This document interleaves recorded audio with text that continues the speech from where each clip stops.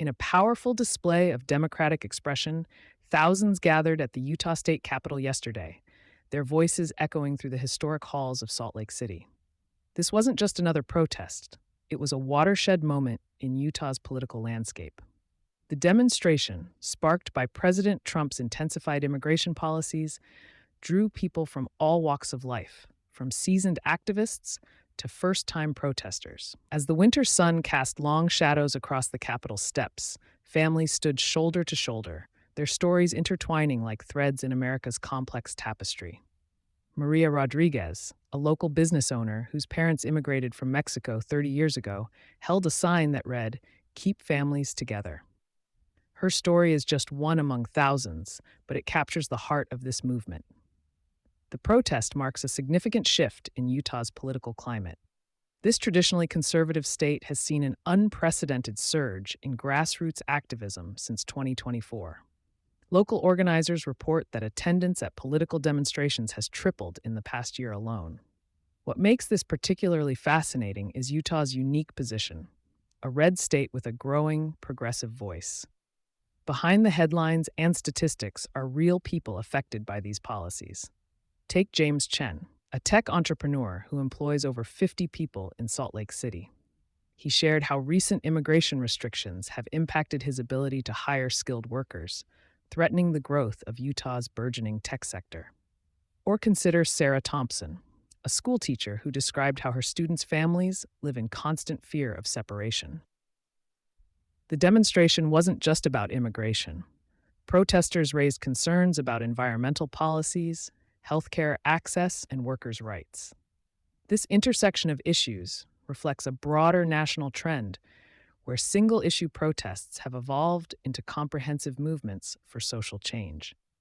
Local law enforcement reported no incidents, highlighting the peaceful nature of the gathering.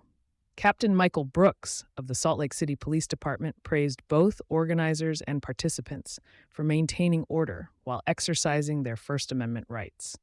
This peaceful approach has become a hallmark of Utah's protest movement, setting an example for other states. The timing of this protest is particularly significant. With the 2025 legislative session in full swing, state lawmakers are being forced to confront these issues head-on.